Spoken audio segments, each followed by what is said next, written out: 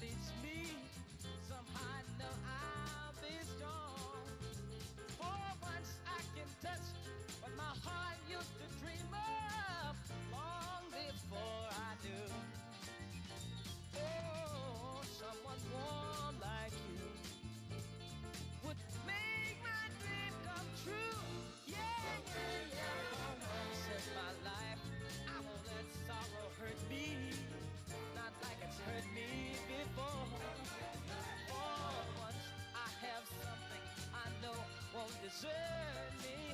I'm not alone anymore. Oh, once I can say, this is mine, you can't take it. Long as I know I have love, I can make it. For once in my life, I have someone who needs me.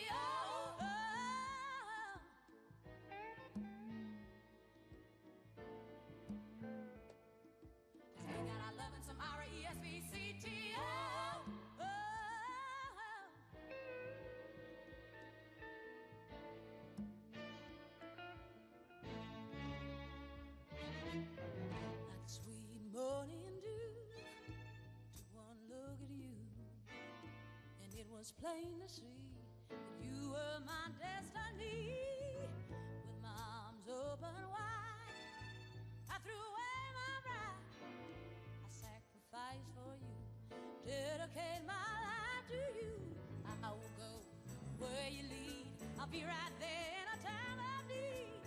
And when I lose my will, you'll be right there to push me up that hill. There's no looking back for us. No, it ain't, baby. We got a love, and sure enough, that's enough. You're all I need. You're all I need. You're all I need, baby, to get by. Yeah, get by.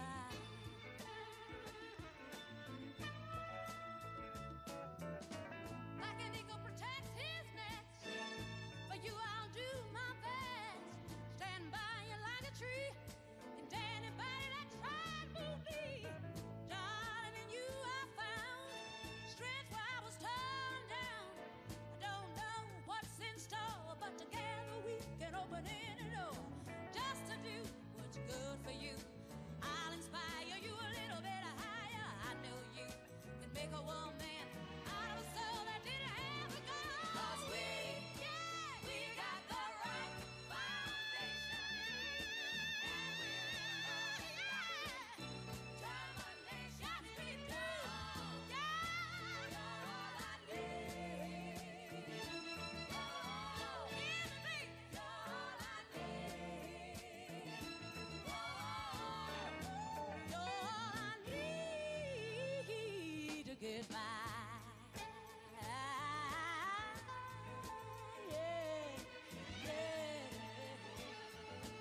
'Cause I got you, baby, you know that you got me.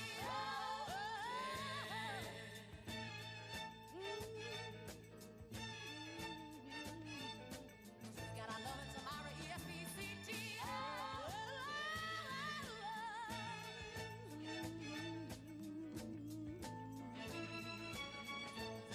Baby, you know that you got me.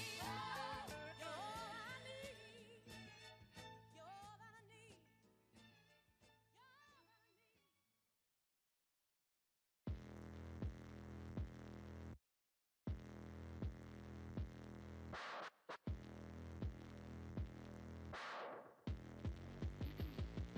Knew he was a killer, first time that I saw him. Wonder how many girls he had loved and left haunted. But if he's a ghost, then I can be a phantom, holding him for ransom. Some boys are trying too hard. He don't try at all though. Younger than my exes, but he act like such a man. So I see nothing better. I keep him forever, like a vendetta. I see how this is gonna go. Touch me and you'll never be alone. Island breeze and lights down low. No one has to know. In the middle of the night, in my dreams, you should see the things we do, baby. In the middle of the night, in my dreams, I know I'm gonna be with you, so I take my time. Are you ready for it?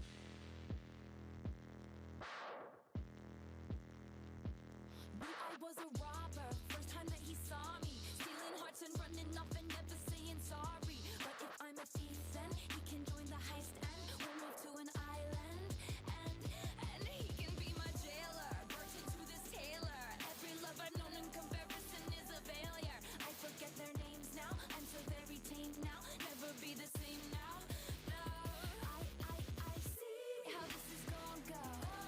Touch me and you'll never be alone. Island breeze and lights down low. No one has to know. In the middle of the night, in my dreams.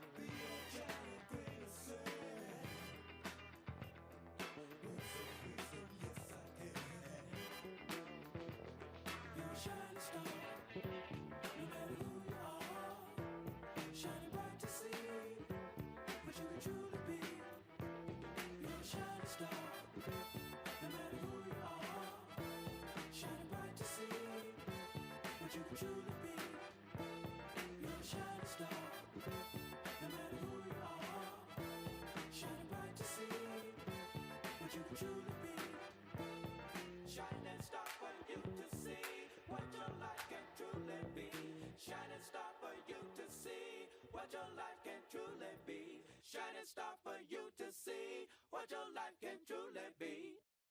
Hookah chaka, hookah, hookah, hookah chaka, hookah, hookah, hookah chaka, hookah, hookah, hookah chaka, hookah, hookah. I can't stop this feeling deep inside of me. Girl, you just don't realize what you do to me. When you hold me in your arms so tight, you let me know everything's alright. I'm hooked on a feeling, I'm high on believing that you're in love with me. Lips as sweet as candy, its taste is on my mind. Girl, you got me thirsty for another cup of wine. Got a bug from you, girl, but I don't need no cure. I just stay a victim if I can for sure. All the good love when we're all alone. Keep it up, girl. Yeah, you turn me on. I'm hooked on a feeling, I'm high on believing that you're in love with me.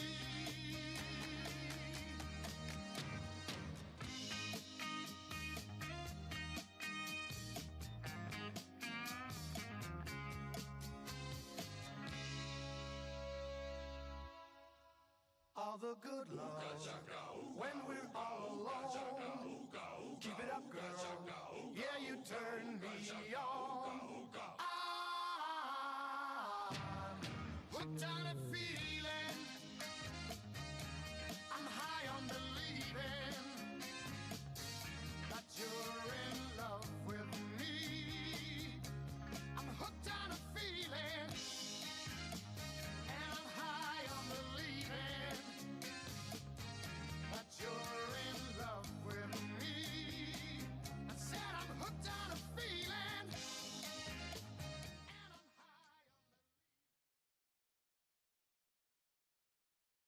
Please welcome Lieutenant Governor Austin Davis.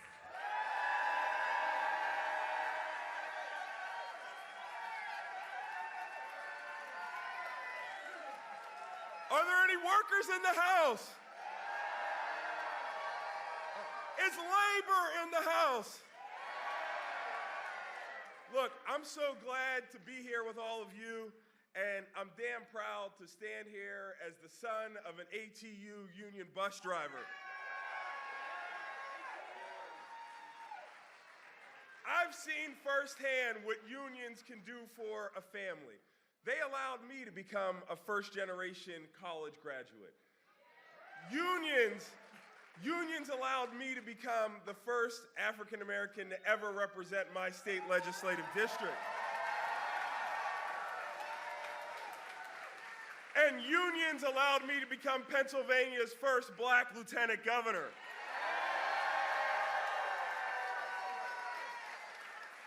I want to be clear, workers are the backbone of our economy. Workers like you drive our economy, power our Commonwealth and our country.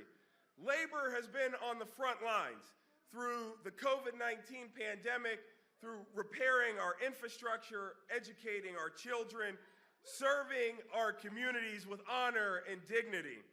You've had the backs of the people in times of crisis, and you deserve leaders who have yours.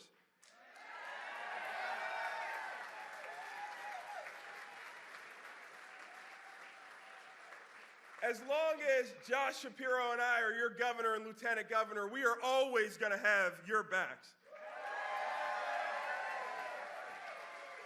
Joe Biden has had the backs of workers throughout his entire career.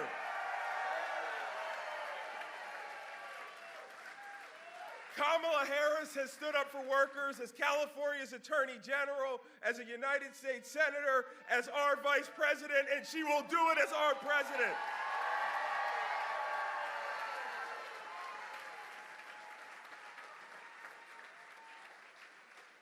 Vice President Harris grew up in a middle-class household like mine. As a public servant, she's always put working people first and held corporations accountable. She walked the picket line with striking workers, auto workers in 2019. She made cracking down on wage theft a priority as Attorney General, and she's been a part of the most pro-union administration in our history.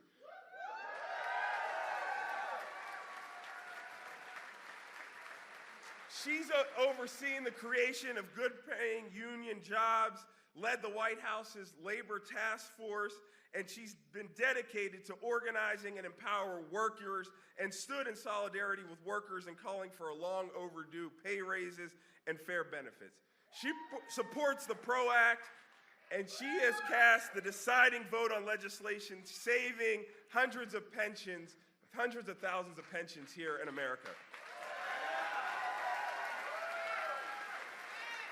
Let's be clear, folks. The contrast in this race could not be clearer. Donald Trump is one of the most anti-worker, anti-union presidents in our history. He hurt auto workers, shipped jobs overseas, and lined the pockets of the super wealthy and big corporations at the expense of the middle class and workers. We know who's better for working families, and that's Kamala Harris.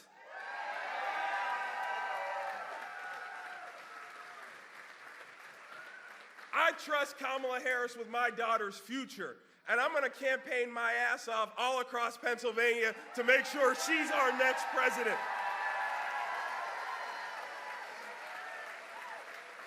We've got 64 days left. Let's organize, let's mobilize, and let's elect Kamala Harris and Tim Walz to the White House. Thank you.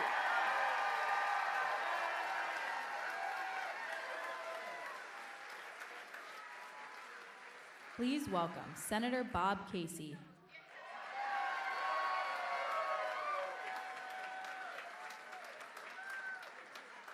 Hello, Pittsburgh. First of all, happy Labor Day. What a great crowd here. I want to thank you all for being here on Labor Day, and I'm especially grateful to be with the men and women of organized labor. Please give yourselves and your unions and your families a hand.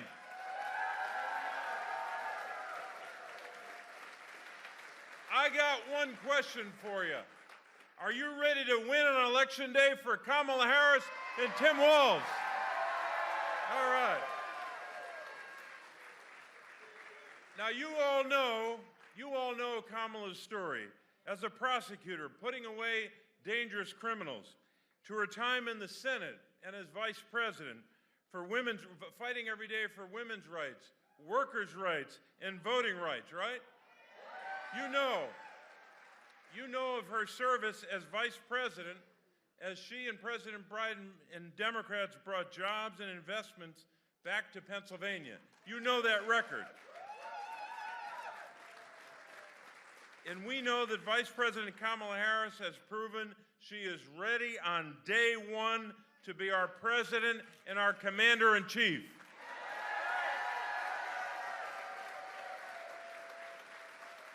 And she's ready in these next 60-plus days to take on Donald Trump and win.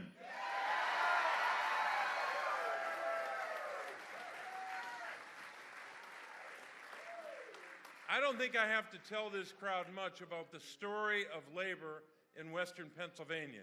You helped build Pennsylvania. You helped build our nation. You did it.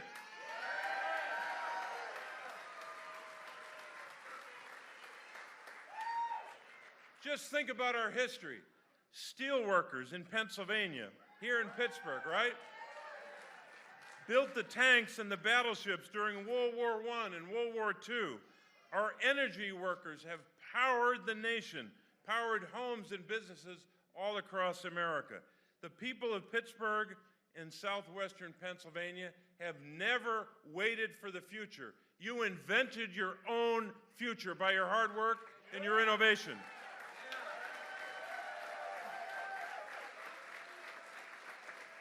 So I'm going to talk a little bit about what's at stake in this race. This race is about a lot of things. This race is a battle for rights, workers' rights, women's rights, and voting rights. There's no question about that. It's also a fight and a battle to lower costs, to fight the fentanyl crisis, to take care of our children, our seniors, our veterans, people with disabilities, people we've been fighting for years. We're going to continue to fight for them every day in this campaign.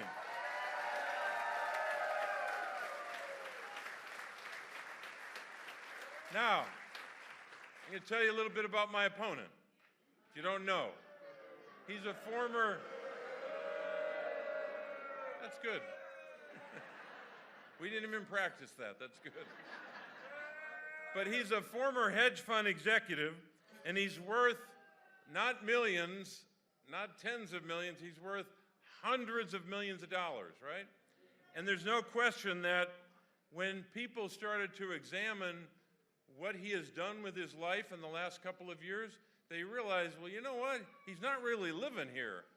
He lied about living in Pennsylvania when he was living in a $16 million house in Connecticut.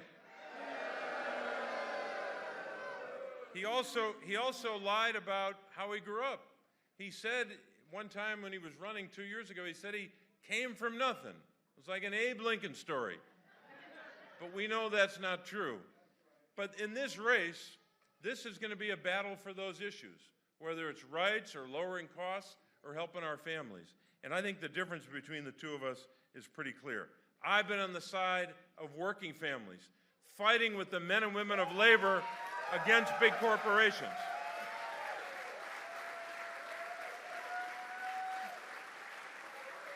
Now, thank you, Bob. Thank you. Thank you very much. I'm going to give a prize to whoever started that back there. That was pretty good. Look, while I was here working for the people of Pennsylvania, my opponent was doing something else. He was running that big hedge fund, and he was also, at the time, spending most of his time making investments in China and making investments for the government of China, for President Xi, while I was doing work here. I think we need a senator from Pennsylvania who's going to represent and work for the people of our state, not making huge investments in China.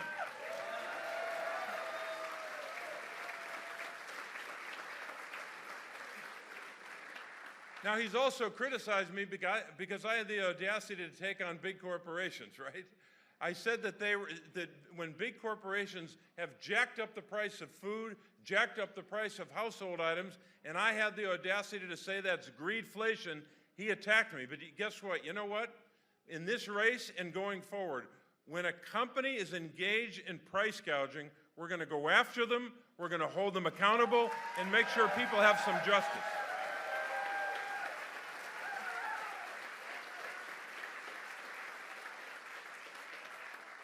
Also, a big difference in this race, it's a difference in the presidential race between Kamala Harris and Donald Trump. It's also a difference between me and my opponent.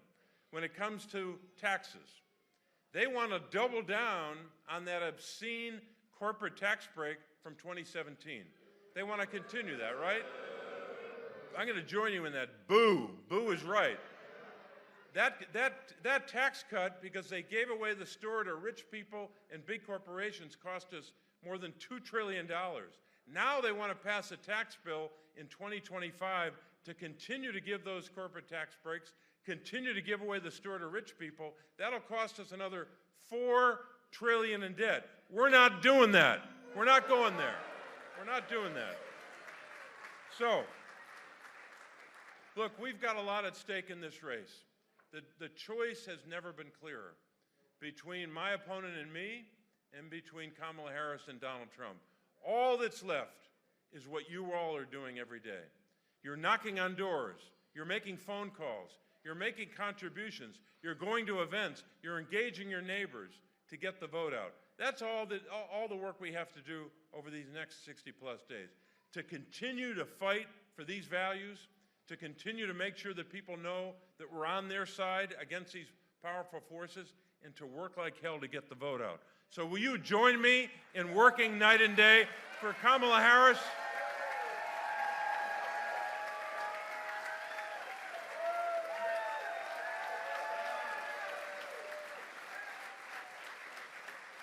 And please join me in working every day to get out the vote for our entire ticket.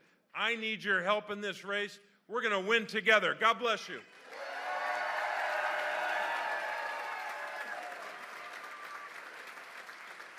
Please welcome Governor Josh Shapiro.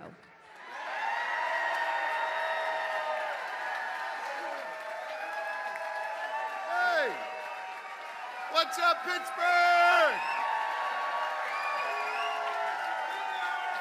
All right. Y'all look so good out there. Here in the Commonwealth of Pennsylvania, you represent one of 750,000 proud members of organized labor. And it's not just the folks who are working every day in our unions. It's the proud and rich tradition here in the Commonwealth of Pennsylvania. That rich tradition where organized labor not only built this Commonwealth, but they built this country. They sure did. And we are blessed today to have a whole lot of labor leaders from all across this country. And you're going to hear from many of them. But I got to give a shout out to our local guy, the guy who opened the doors, the guy who keeps the power on, IBW Local 5's leader, Tommy McIntyre. Whoa! Let's hear it for Tommy.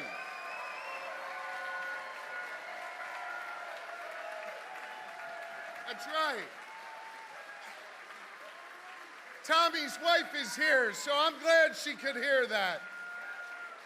And we're thankful for Tommy. We're thankful for the leader of organized labor here in Allegheny County, Darren Kelly. Thank you, Darren. Greg Bernarding, the leader of our building trades, is in the house. And let me say thank you to Angela Farida, who leads the AFL-CIO all across Pennsylvania. Listen, I could not be more proud to be your governor. I'm going to be your governor for a long time, by the way. And you know, here in Pennsylvania, we lead with 3 simple letters, GSD. We focus on getting shit done every single day. And you've been our partners in that. My first day in office, we signed an executive order saying 92%, over 66,000 of our state government jobs no longer require a college degree. I'm going to tell you why we did that. Because here in Pennsylvania, we value skills, we value experience, and we value the know-how that you bring to work every single day. It's about respect for our fellow Pennsylvanians. That's why we've also invested tens of millions of dollars in VOTEC and pre-apprenticeship programs and apprenticeship programs to put people to work again. Because hear me on this. You want to be a laborer or a lawyer, we respect both pathways to opportunity here in the Commonwealth of Pennsylvania. And listen, we've been out there working with you as you have helped build our roads and bridges, as our teachers have taught our children now, by the way, with a stipend in their pocket for our student teachers. We've made clear that if you're doing a big old project in Pennsylvania, you're going to do it with a PLA now in our Commonwealth. You're running our buses, you're patrolling our streets, you're helping keep people healthy. You, the people of organized labor, are making our Commonwealth move forward every day, and I am so damn proud of you. I'll tell you what else you're doing. You're getting lead out of the drinking lines in communities like Esplin. You're making sure that our roads and our bridges get repaired, that our rural neighbors finally have access to high-speed internet to get health care and education and economic opportunity. And listen, none of those things are possible without the leadership of President Joe Biden and Vice President Kamala Harris.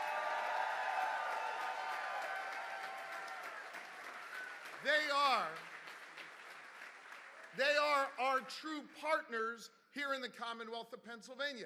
And hear me on this. The president and the vice president, they give a damn about us. They care about our future. Hell, I think Joe Biden has been in this House of Labor like 300 times as president. And we are so psyched to have Vice President Kamala Harris here with us today.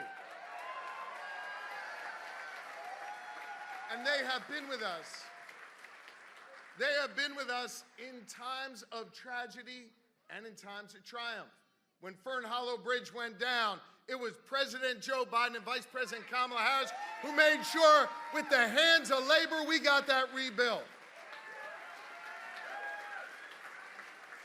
And on the other side of the state, don't worry, I'm not making an Eagles reference in this room. I'm not that stupid. But on the other side of the state, when I-95 collapsed, it was President Biden, it was Vice President Harris, and it was the hands of labor that rebuilt that road in just 12 days.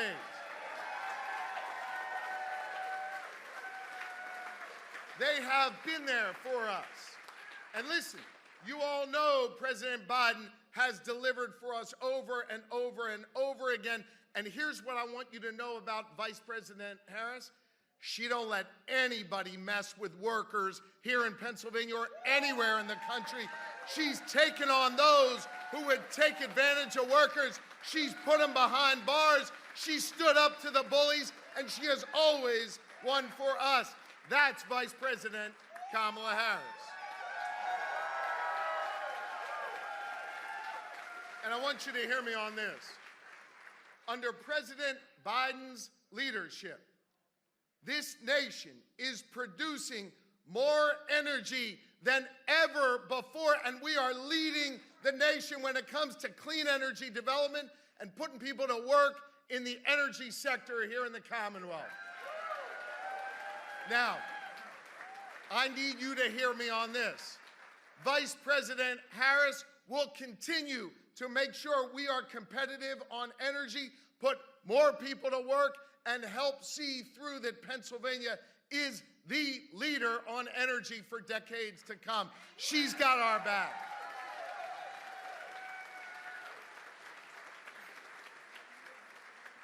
President Biden and Vice President Harris have been there for us. They've literally put themselves out there for us. And so I'm here today to ask you, as your governor, as a fellow proud Pennsylvanian here in this House of Labor, do we have it in us to do what we need to do to be for them over these next 65 days? Can we do that together? We got to do the work. We got to do the work. We're in the red zone. We got a couple yards to go, and this is when it gets tough. This is when it gets hard. This is when you labor leaders, y'all got to go knock on your colleagues' doors. You got to text them. You got to call them, and you got to say, I know Joe Biden. I know Kamala Harris. I trust our governor. I'm going to be there for them, and we're going to make sure they get elected and they can lead us forward and help make Pennsylvania even stronger. Now, the president and the vice president will tell you this. This is a team sport, and we only get there if we return our senior senator, Bob Casey, to the U.S. Senate to keep fighting for it. Now listen, a whole lot of folks come walk into a labor hall like this. They enjoy seeing you when you're at home, and then they get into all those fancy schmancy halls in the Capitol in D.C., and they forget where they came from. They forget their values. Bob Casey never forgets where he comes from. He never forgets these houses of labor that send him to Washington. Let's send Bob Casey back to lead us. He's one of us. And when he's there, he's going to need a Democratic U.S. House. Let's re-elect Chris Deluzio and make sure we've got a Democratic House. And I'm just going to say, here's what I need from you. Y'all were so good to me a year and a half ago. I need you to help keep Joanna McClinton and Matt Bradford in the majority in the State House of Representatives. And then I want all of you in January to come with me when we swear in Jay Costa as the leader of the state Senate, the next president pro tem. We can do this together. Gang, we know how to win when it's on the line. We know what is at stake.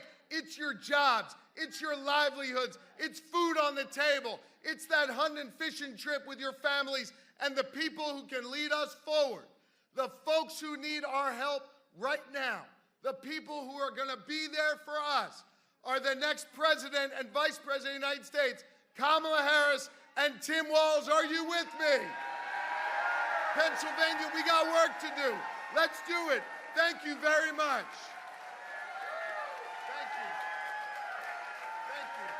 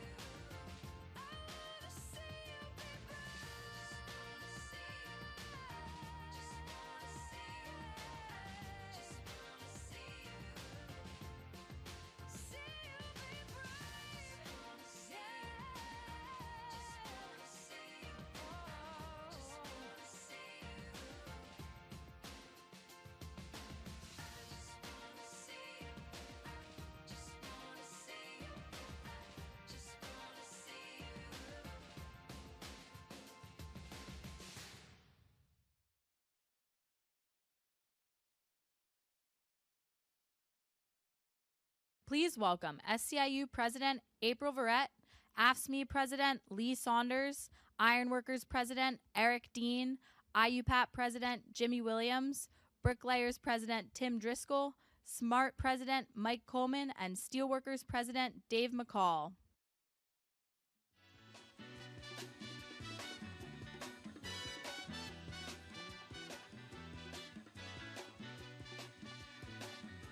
Hush not, child, and don't cry.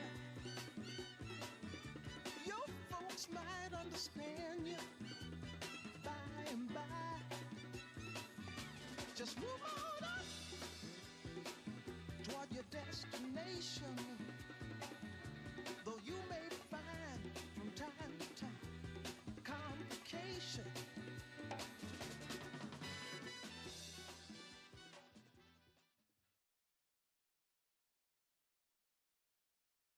Please welcome AFL-CIO President Liz Schuler and IBEW President Kenny Cooper.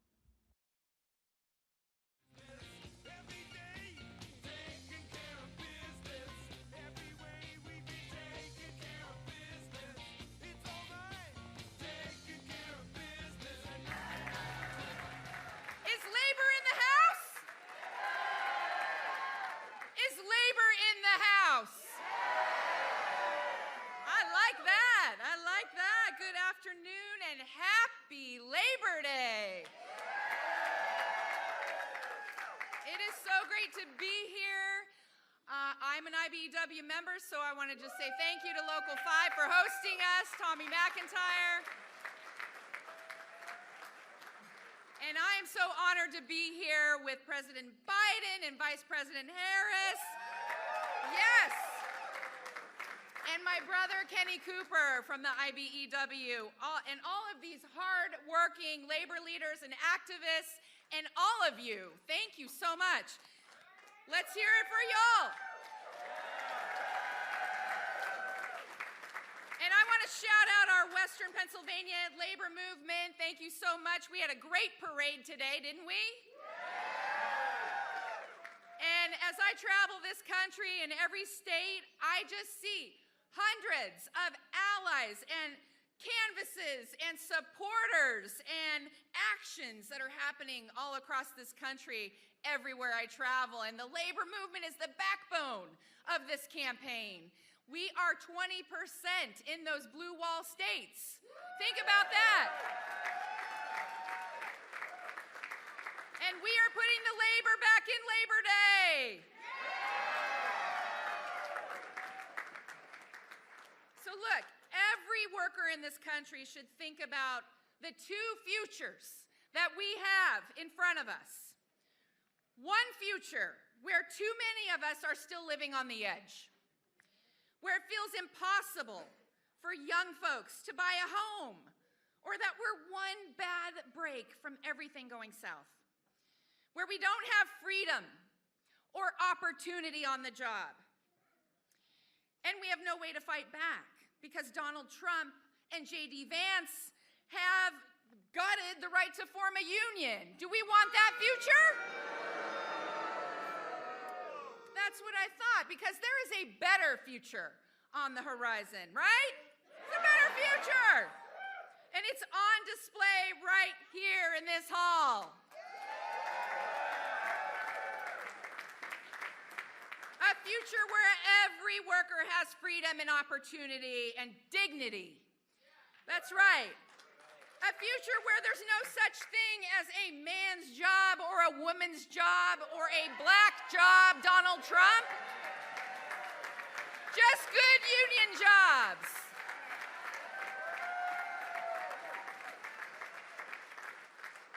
A future where they don't call us working women childless cat ladies. They call us Madam President.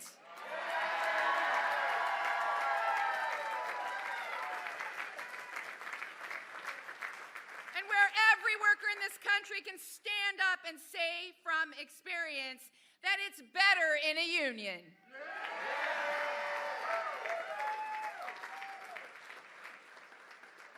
Joe Biden and Kamala Harris were walking our picket lines when Donald Trump was crossing them. Biden and Kamala Harris have led the most pro-union White House in American history. And you remember that Kamala Harris cast those deciding votes in the Senate to save millions of workers' pensions and lower costs for seniors on their prescription drugs and make the biggest investment in modern history to rebuild this country.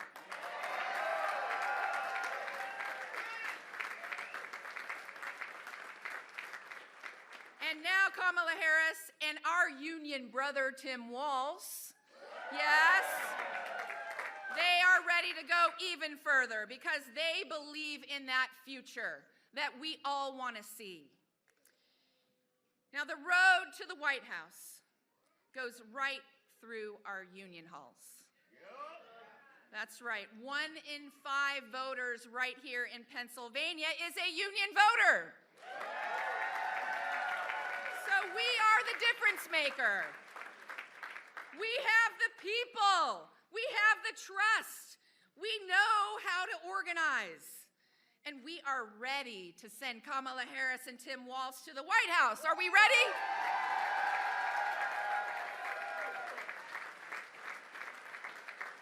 All right, I got to hear you. Are you going to get your friends registered to vote? Yeah. Are you going to knock on doors? Yeah. Are you going to fight every day until November 5th? Yeah. That's what I thought. Because when we fight, when we fight, yes! Thank you. Now I have the great pleasure of introducing my friend, my brother, one of the great labor leaders in this country, IBEW International President, Kenny Cooper. Let's go, Coop.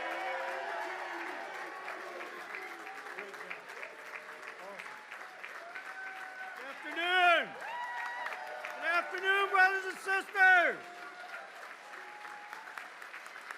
Good afternoon. Thank you, brothers and sisters. Thank you, guests. And most of all, thank you, family, for being here on Labor Day. You know, it's a great honor to be in Pittsburgh, a good union town, but for me, it's really an honor to be in the House of Labor. IBEW Local 5, thank you so much for everything you do.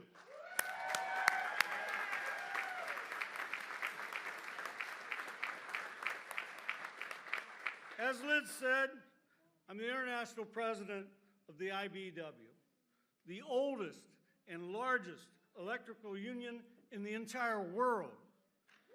Yeah. And on behalf of 840,000 members of the IBEW, it is my true honor to get to introduce tonight the strongest, most pro-union administration ever in the history of the United States, President Biden and Vice President Harris.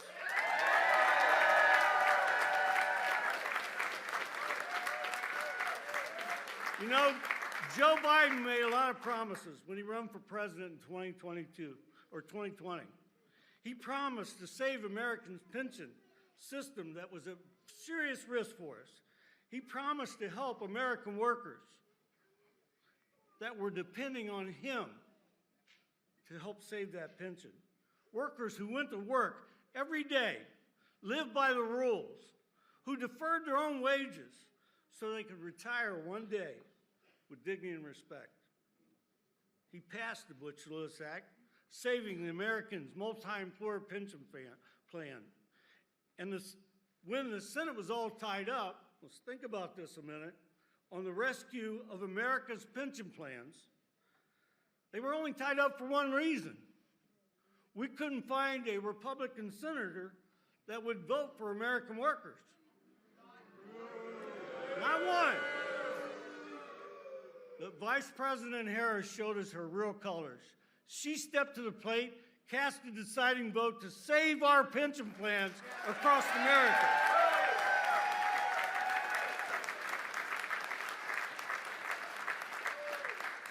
Showing working families that Biden and Harris administration has our backs. Promises made, promises kept. He pledged to rebuild our country's infrastructure. The only way it makes sense. with good union jobs that pays well and has health care for them and their families. Once again, promises made, promises kept.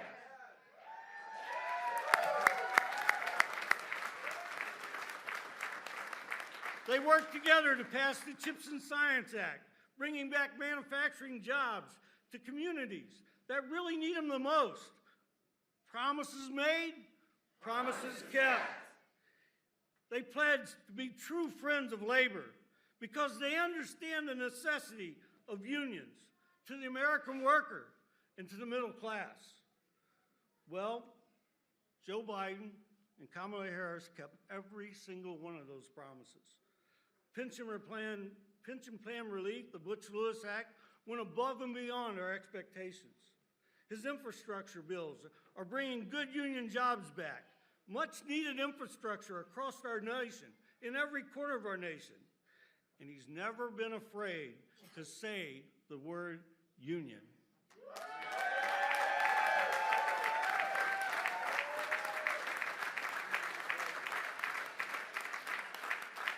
Joe Biden is more than just a pro-union, the most pro-union president in our entire history.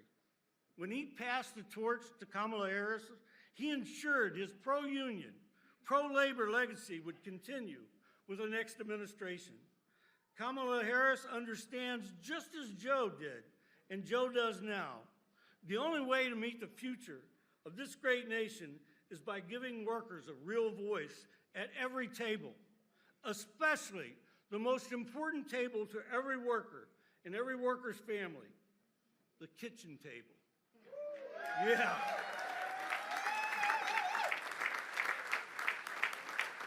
Brothers and sisters, please join me to welcome our true friends, the President and Vice President of the United States, Joe Biden and Kamala Harris.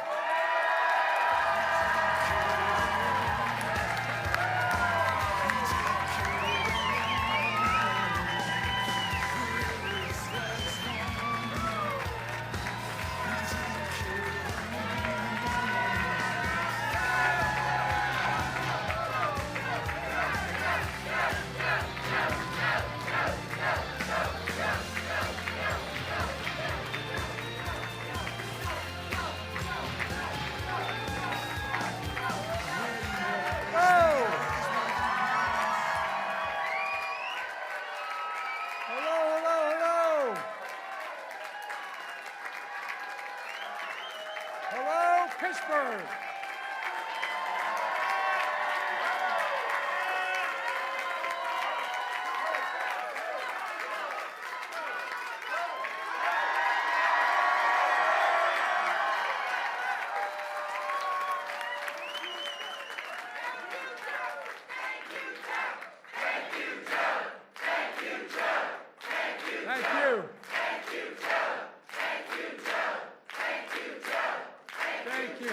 Thank you.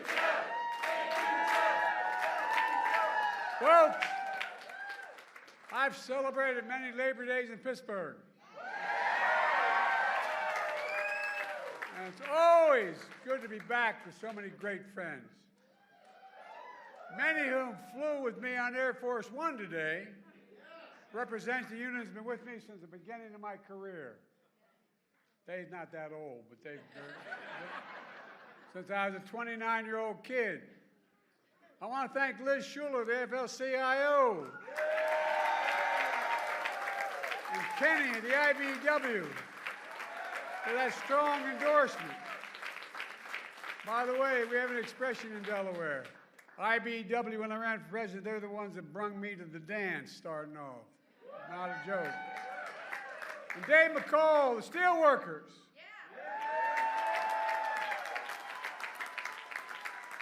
Dave, in 1972, steelworkers were the first union to endorse a 29-year-old kid named Joe Biden who wasn't old enough to be senator when he got elected. It mattered. A guy named Huey Carcella was the district president because we used to have one of the largest labor forces in Claymont, Delaware, and North, over 4,000 workers. And it was, anyway, it all went south. But Huey Huey went to the national president, I.W. Abel, and he said he wanted me to get endorsed. Everybody thought it was crazy. I literally wasn't old enough to be sworn in the day I got elected. But guess what? President Abel stuck with me.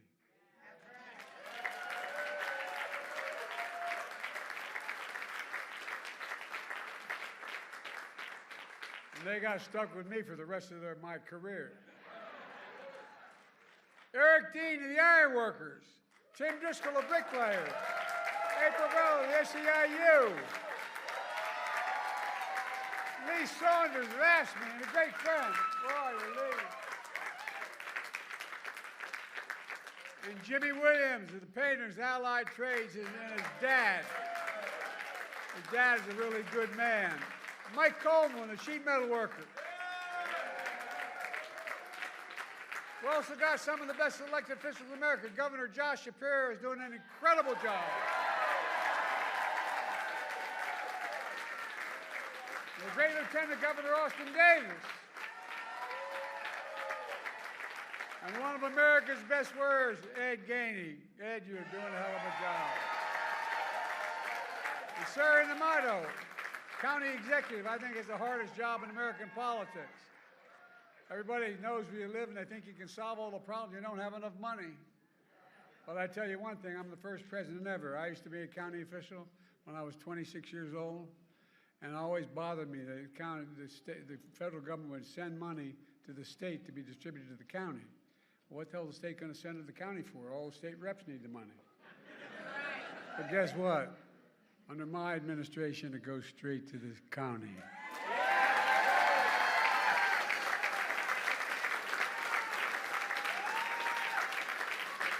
One of my best friends, my name's Joe Biden. I'm from Scranton, Pennsylvania.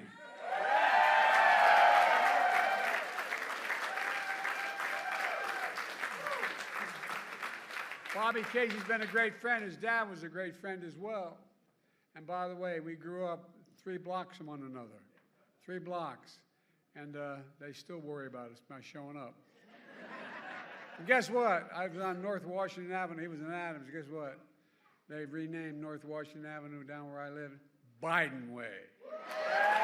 Worth the effort.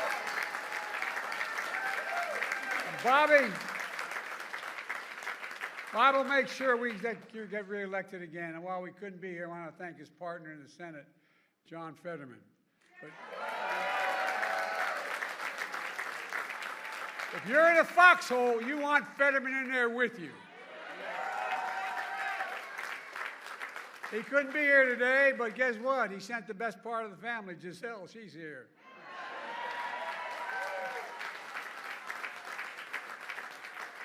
Let me just say it means so much to be with a true friend, the Vice President and the next great President of the United States of America, Kamala Harris.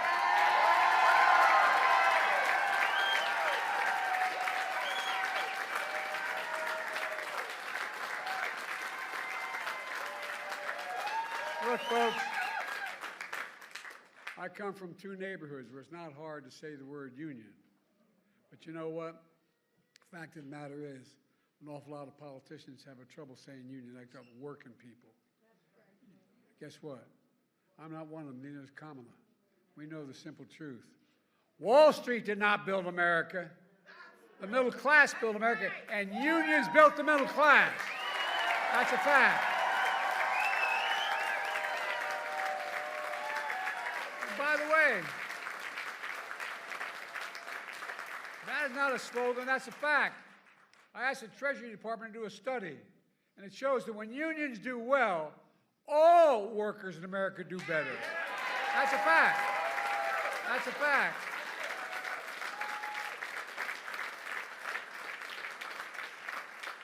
It's the biggest reason why our economy is the strongest economy in the world today, without question. Because of unions. You know, my dad, like many of his generation, going into World War II, wasn't able to go to college. My dad was a really well-read guy, and he was always engaged. And he'd come home from work before he'd go back and close up the shop and for dinner. And the dinner was the place where we had discussions and incidentally ate. You know, my dad taught me. My dad would say this all the time. Remember, Joey, a job, and I give you my word to this, a job is about a lot more than a paycheck. It's about your dignity. It's about the community. It's about your place in the community. And it's about being able to look your kid in the eye and say, honey, it's going to be okay, and mean it. Well, that's why.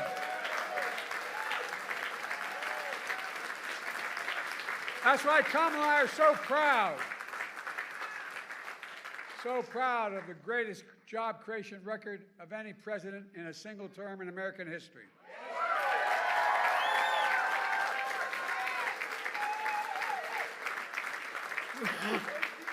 $16 million new jobs so far. 800,000 manufacturing jobs.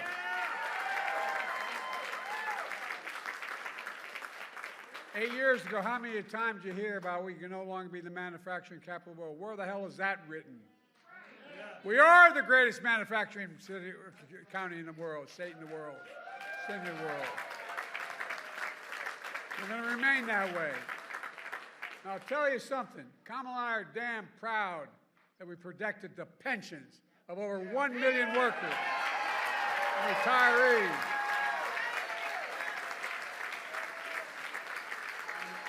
Remember all those years of promise we're going to do something about it?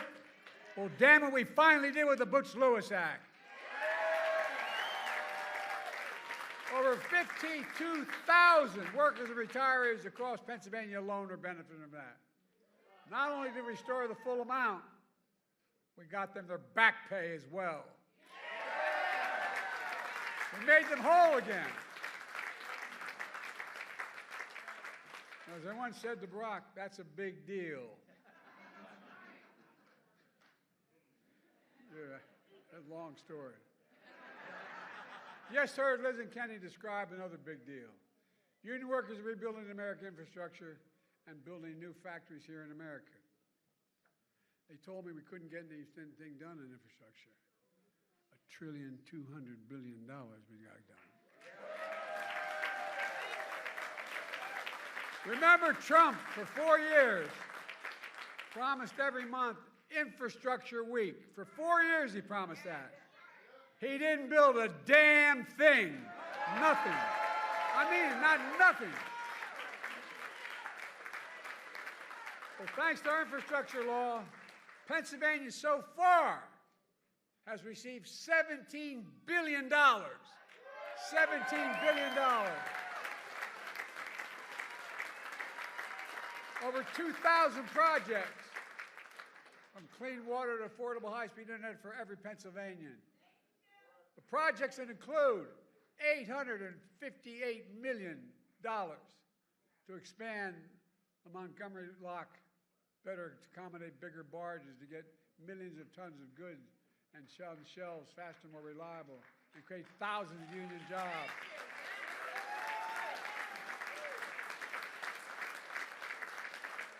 I was working on the Great Lakes, and I got a call from Senator Casey. He's been no bigger champion than Casey for this. You know what I call him? I call him the Casey Locks.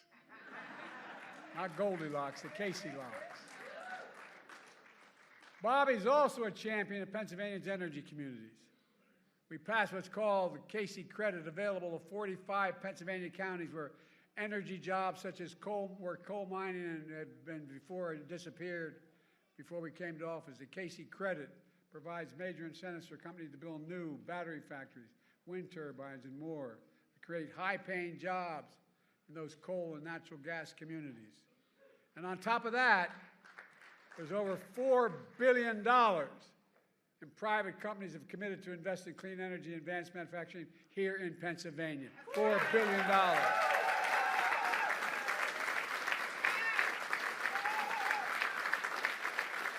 And guess what? With your support, I signed an executive order to make sure large federal construction projects all use project labor agreements.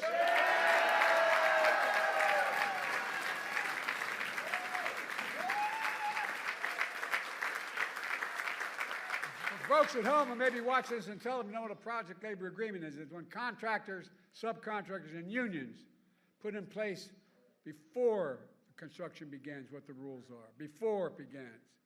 These agreements make sure construction is top-notch, on time, on task, and by the way, on budget.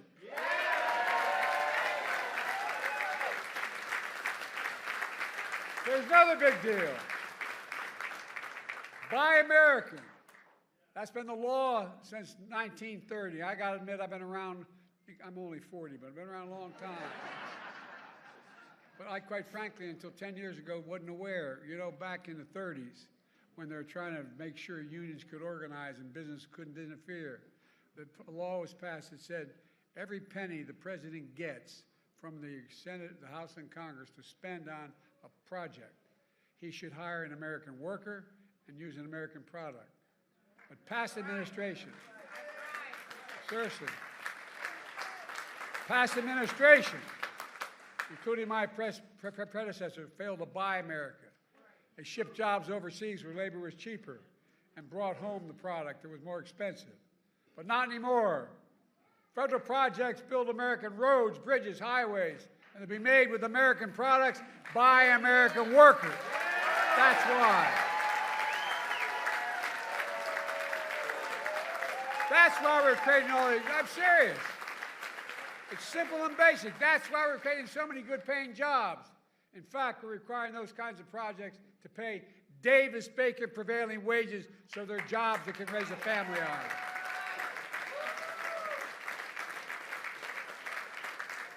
Many of those jobs don't require a college degree. In fact, we expanded registered apprenticeships. Remember all the hell I got for doing that? We got for doing that?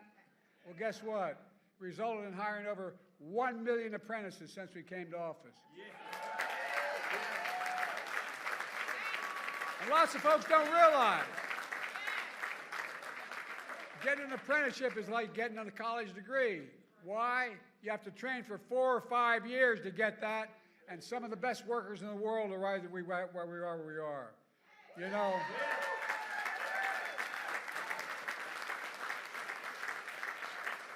When you're in Pittsburgh, you're standing with steel workers. Let's be clear. I believe in American steel companies. American-owned and operated steel companies.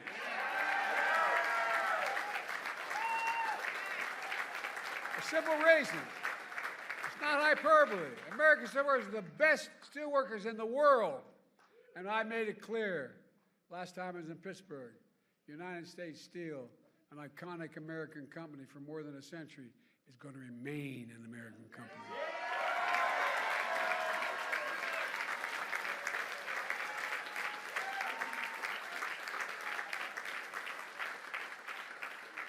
I remember as a young senator why the National Labor Relations Board was sometimes so anti-labor. It was set up to help labor, to be pro-labor. Well, guess what? That's why one of the most significant things we've done, Kamala and I, is appointing a National Labor Relations Board that actually believes in unions and believes in recognizing the rights of labor. It's a big deal. It's a big deal. Remember, we have short memories. I'm all for forgiveness. I'm not for this. Trump appointed union busters on that board. No, that's a fact. But it's real. It affects people's lives. We're going to let that son of a gun do that again? Folks, we made a lot of progress, and Kamala and I are going to build on that progress, and she's going to build on it. I'll be on the sidelines, but I'll do everything I can to help. But look, I'm not joking when I say, this is not a joke. When I said this when I was running in 2020, a lot of people didn't believe me. You did, but didn't believe me. It's all at risk because of Donald Trump, literally. With a stroke of the pen, he can get rid of a lot of this. And do you think this guy gives a damn about your pensions? No, I'm serious. Do you think he loses even an instant of sleep over it? Do you think he cares about all the work you do every day and how hard it is? Do you think he cares about good-paying jobs for hard-working people who built this economy? Hell. He regards picket lines. He'd rather cross one than walk one. But I have no problem walking the picket line. Never have, nor does Kamala.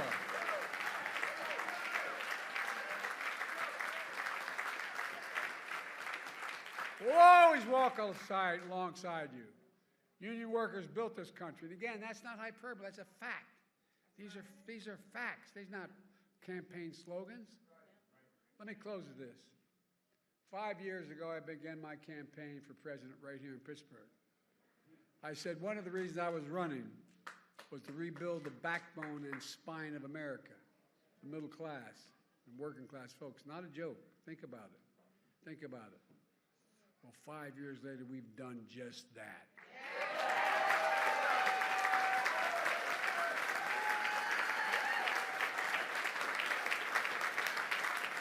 I'm back in Pittsburgh on Labor Day again with a simple message. As we look at this election, I spent my whole career believing in unions. I'm not joking when I say that. I'm honored to be considered the most pro-union president ever.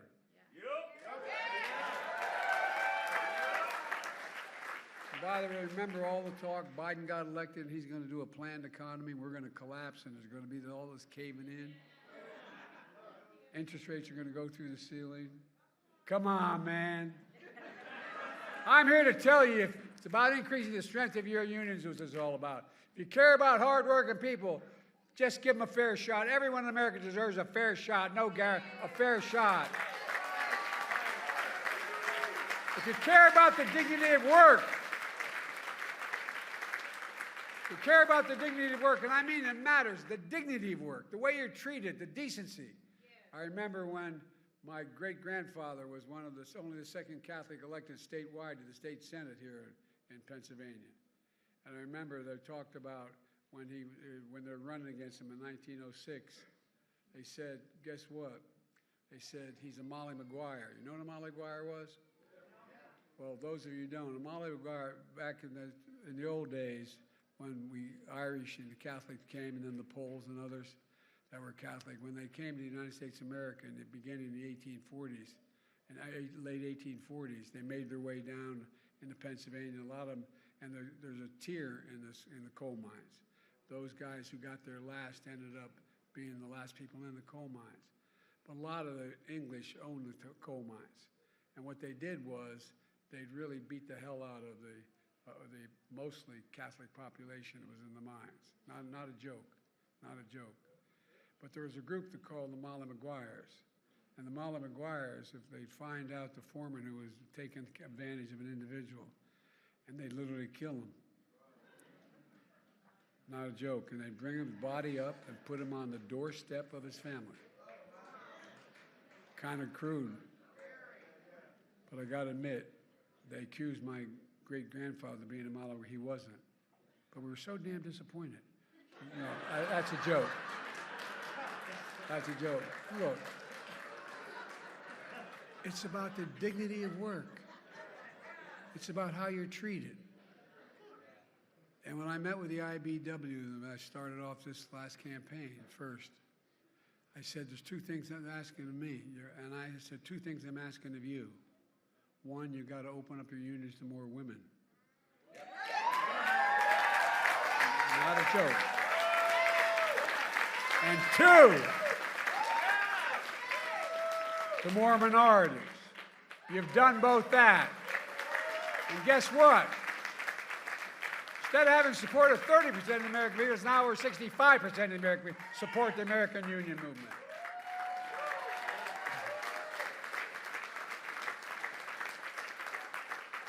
It really is all about the dignity of work. Then there's only, if you care about the dignity of work, there's only one person you have a rational choice with this time. And that's Kamala Harris. Not a,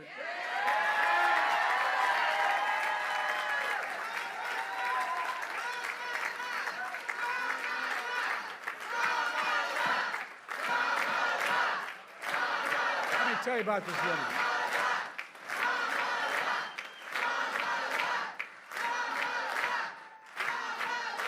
I know her. I trust her. Not a joke. I trust her. Number two, the first decision I made to nominate his nominee in 2020 was selecting her as my vice president. And by the way, it was the single best decision I made as President of the United States of America.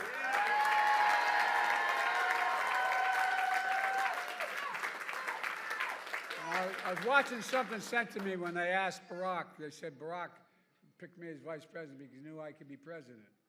Well, I know she'll be a good president. I know it. I've watched her when all the experts, foreign and domestic policy, would give us advice. Then we'd sit alone in a room, and she has a backbone like a ramrod. And she has the moral compass of a saint. This woman knows what she's doing. Folks, I promise you, if you elect Kamala Harris as president, it'll be the best decision you will have ever made. And Kamala believes as I do. The unions are the spine of this economy. She'll be a historic pro-union president. So, folks, we got one more job to do together. Let me ask you, are you ready to fight? Are you ready to win? Are you ready to elect Kamala Harris our next president of the United States of America?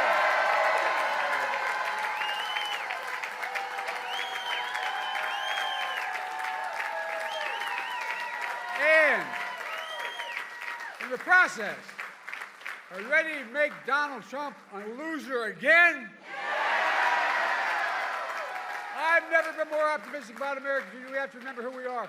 We're the United States of America. There's nothing, I mean this from the bottom of my heart, there's nothing beyond our capacity. Nothing. When we do it together. And that means elect my friend, our great Vice President and President of the United States, Kamala Harris.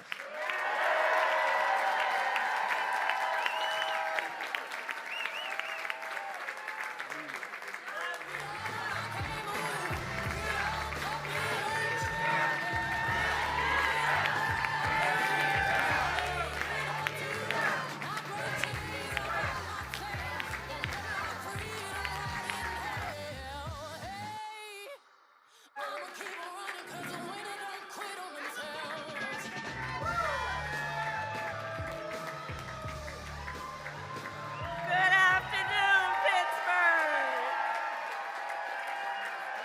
Thank you, Joe.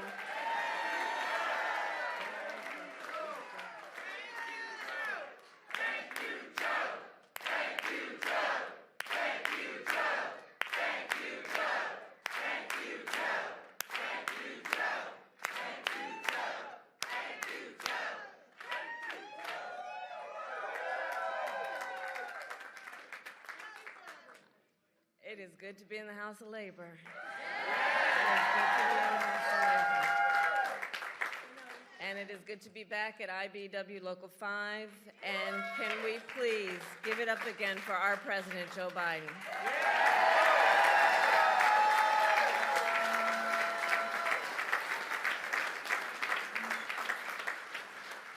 Now, I don't have to tell the brothers and sisters of labor that you really get to know somebody when you're in the middle of a fight. When times are hard, when the forces are mighty, when people don't believe something can get done and they have 1,000 excuses for why it can't get done. And I have spent more time with this extraordinary human being when the cameras were not in the room, when the stakes were high, when the heat was intense. And Joe Biden has always stood with the workers of America and labor unions of America. Always.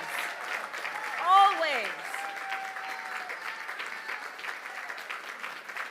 I've been with him when he'll bring folks into the Oval Office. And you know how Joe can get sometimes. He doesn't spare words. It's good that sometimes the cameras are not in the room when he has those conversations.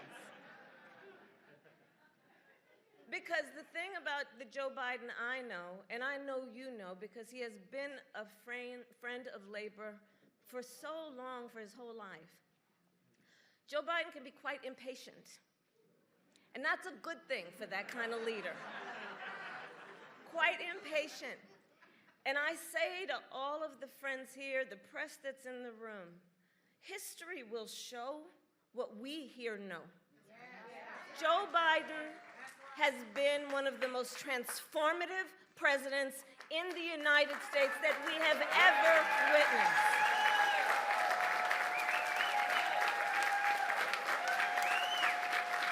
And it comes from his heart.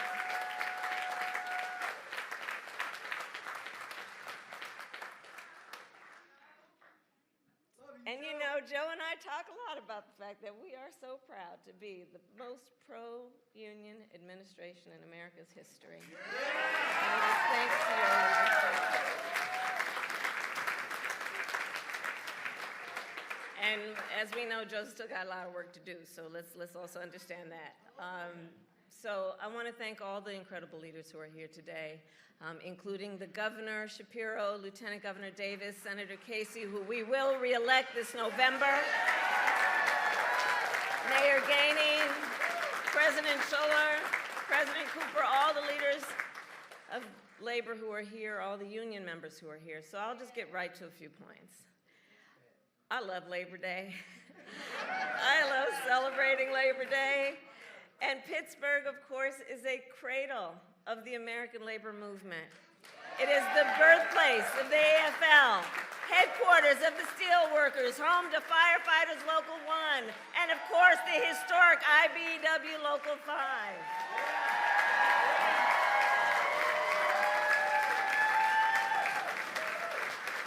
For more than 150 years, the brothers and sisters of labor have helped lead the fight for fair pay, better benefits, and safe working conditions. And every person in our nation has benefited from that work. You know, everywhere I go, I tell people, you may not be a union member, but you better thank unions for that 5-day work week.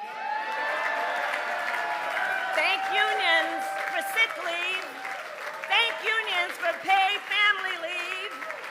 Thank unions for your vacation time. Because when union wages go up, everybody's wages go up. When union workplaces are safer, all workplaces are safer. When unions are strong, America is strong.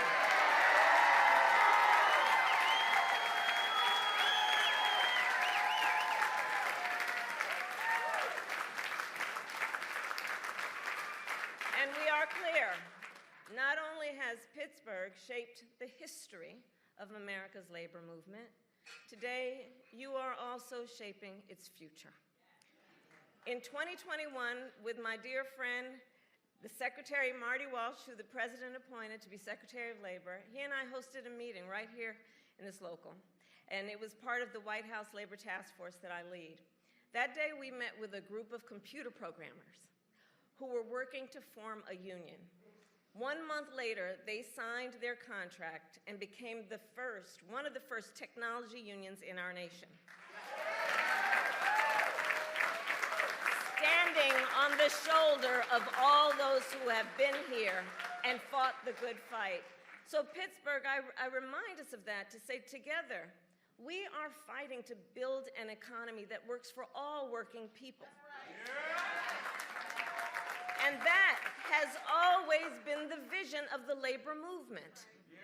And that is the vision of our campaign. You know, in this election, there are two very different visions for our nation. One, ours, focused on the future. The other, focused on the past. We fight for the future. We fight for a future of dignity, respect, and opportunity for all people.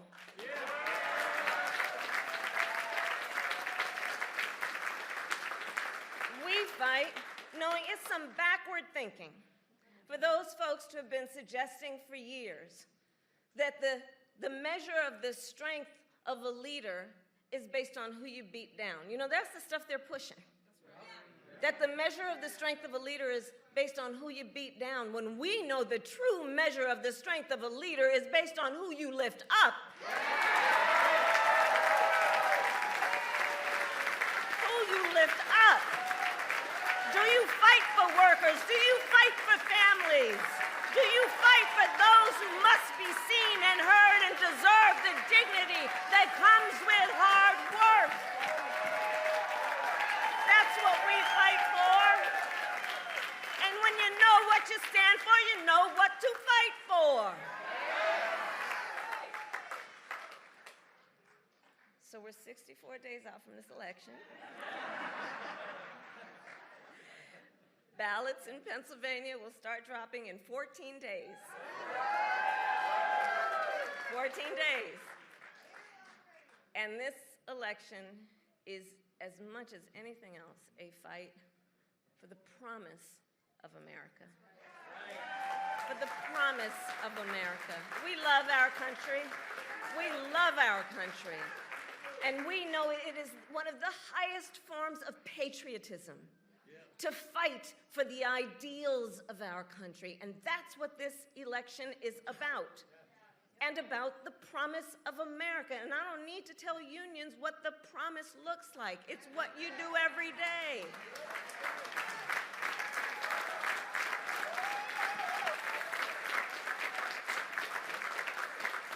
But as we fight to move forward, Donald Trump is trying to pull us backward.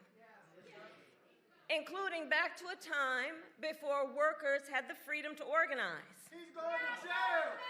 Well, the courts will handle that, and we will handle November. How about that? We'll handle November. Let the courts handle that other thing. But we're not going back. We're not going back.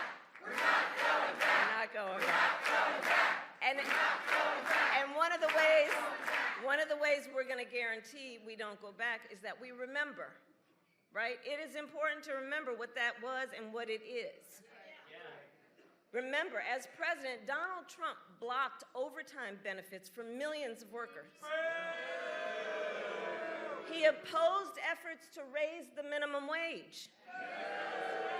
As the president said, he appointed union busters to the National Labor Relations Board.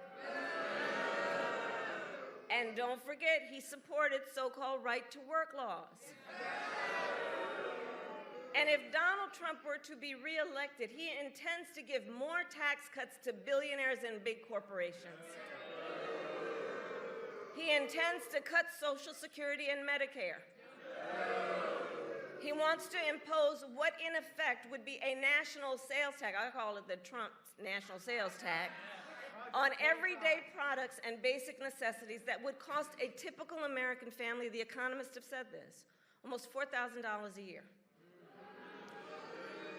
He intends to repeal the Affordable Care Act and take us back to what we remember, because it wasn't that long ago, was a time when insurance companies could deny people with pre-existing conditions. You remember what that was? Children with asthma, breast cancer survivors, grandparents with diabetes. Well, look, America has tried those failed policies before, and we are not going back.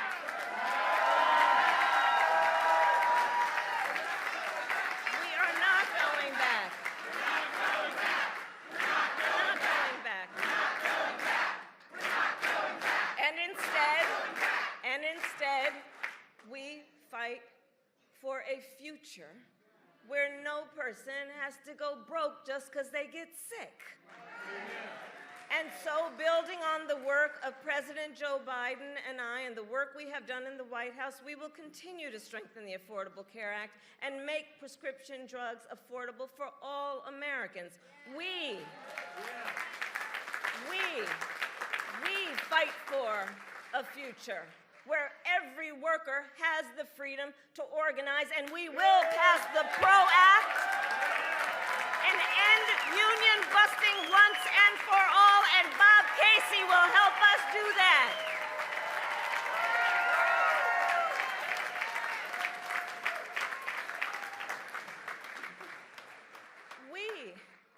We see and know and fight for a future where every person has the opportunity not just to get by, but to get ahead. And so we will continue to build what I call an opportunity economy, so that every American has an opportunity to buy a home or start a business or build intergenerational wealth and have a future that matches their dreams and ambitions and aspirations. Because, of course, that's the nature of who we are as Americans.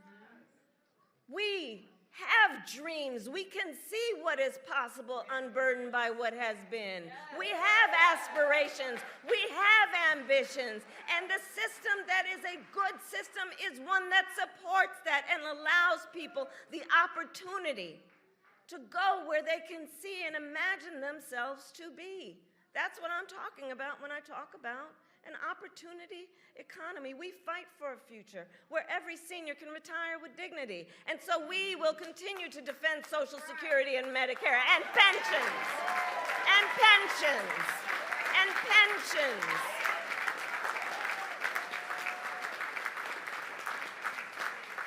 And we will continue to strengthen America's manufacturing sector. And on that point, the president mentioned it.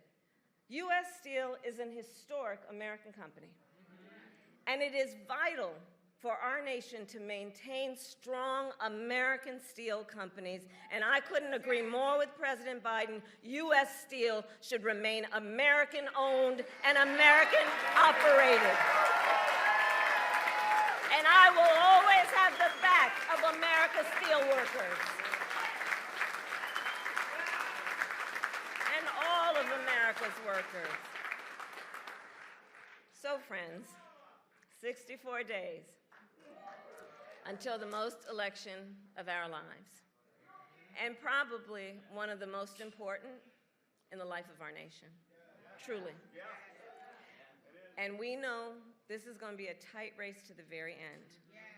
It's going to be a tight race to the very end. So let's not pay too much attention to those polls.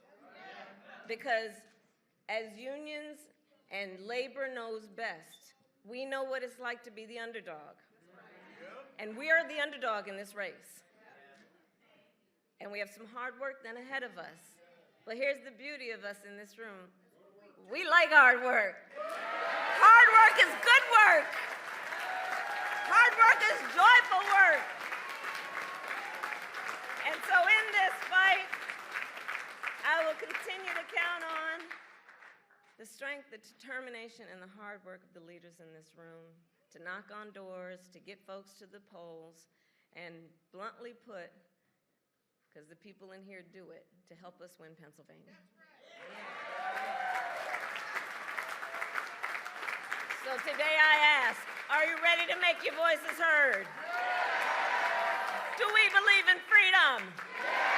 Do we believe in opportunity? Do we believe in the promise of America? And are we ready to fight for it? And when we fight, we win. God bless you. God bless America.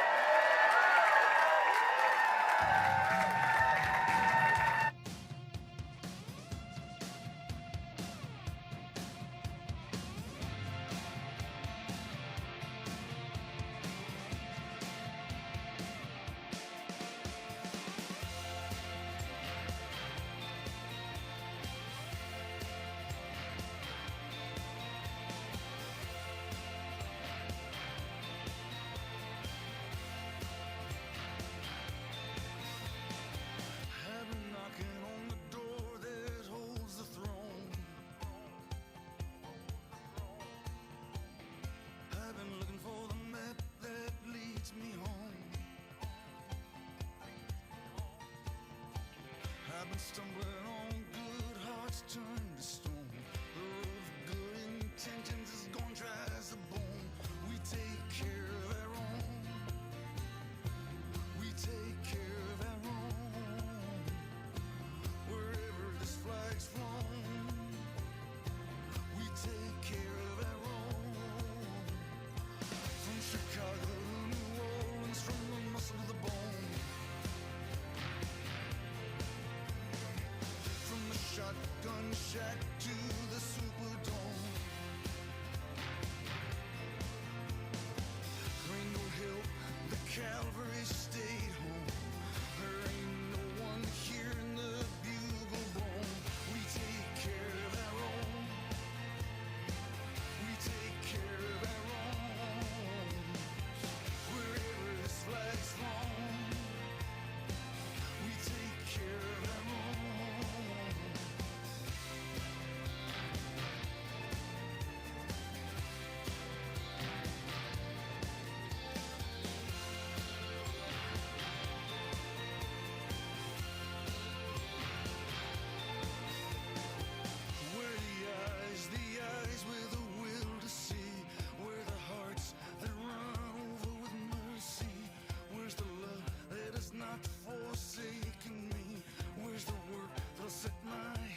my soul.